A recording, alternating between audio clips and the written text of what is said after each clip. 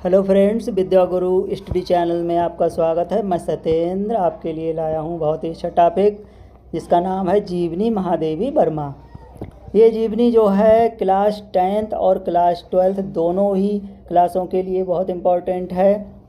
बस इतना ध्यान रखना है कि क्लास 10th वाले बच्चों को ये बॉक्स बनाना है, जीवन परिचय लिखना है, साहित्यिक परिचय नहीं लिखना है और कृतियाँ लिखनी है, भाषा शैली लिखना है।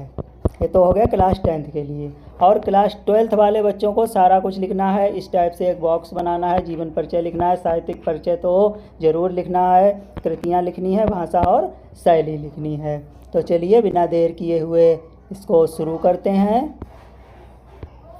और फ्रेंड्स, एक बात और हमें ध्यान रखना है कि जीवनी ज़्यादा छोटा करके नहीं लिखना है। जीवनी जो है हमें इसी टाइप से लिखना है। इस तरह से आप जीवनी लिखेंगे तो ये जीवनी कम से कम 2 या 2.5 पेज में पहुंच जाएगी। ज़्यादा अगर शॉर्टकट में लिखेंगे तो नंबर कट जाते हैं। तो चलिए इसको शुरू करते हैं फटाफट।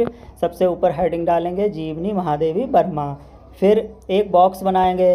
बॉक्स में हमें क्या क्या लिखना है? जन्म, इनका जन्म कब हुआ था? 26 मार्च सन 1907 ईस्वी में।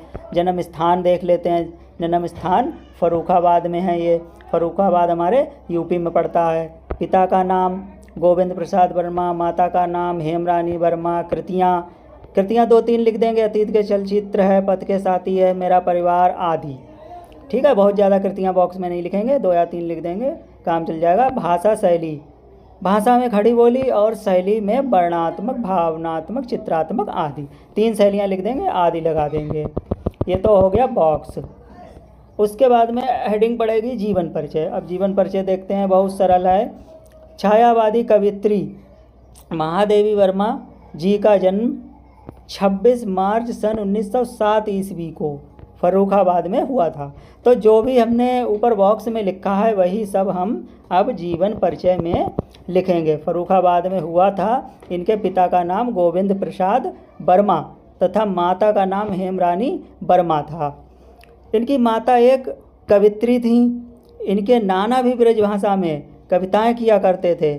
महादेवी वर्मा जी पर अपनी माता एवं नाना के गुणों का अनुकूल प्रभाव पड़ा, जिससे यह भी बचपन में कविताएं किया करती थीं।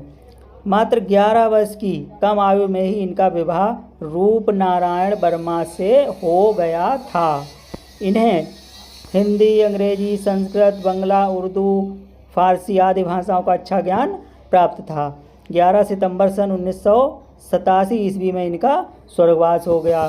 तो यहाँ पे ध्यान देने वाली चीज़ ये है कि मुख्य रूप से हमें सन याद रखना है और इनके जो पिता हैं उनका नाम याद रखना है, माता जी का भी नाम याद रखना है और इनकी मृत्यु कब हुई थी वो भी हमें ध्यान रखना है।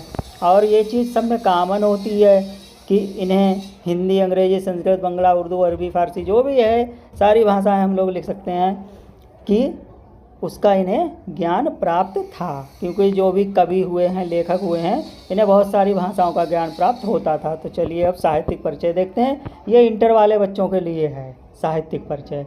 क्लास 10th वाले बच्चे इसको नहीं लिखेंगे। तो साहित्यिक परिचय में महादेवी वर्मा जी छायावादी युग की कवित्री हैं। ये बचपन से ही कविताएं किया करती थीं।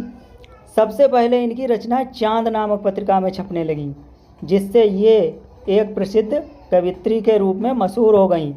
इनकी रचना यामा एवं भारत भारती के लिए उत्तर प्रदेश सरकार ने इन्हें ज्ञानपीठ पुरस्कार, इस पुरस्कार का नाम रखेंगे, इसका अलग से क्वेश्चन आ जाता है कि महादेवी वर्मा जी को कौन सा पुरस्कार प्राप्त हुआ था। तो याद रखेंगे भाई, यामा और भारत भारती के लिए इन्हें ज्ञानपीठ पुरस्कार प्रदान किया गया। इसके अलावा भारत सरकार ने इन्हें पद्म भूषण की उपाधि से भी सम्मानित किया था। अनेक विद्वानों ने इन्हें आधुनिक युग की मीरा के नाम से संबोधित किया। तो ये साहित्यिक परिचय हो गया।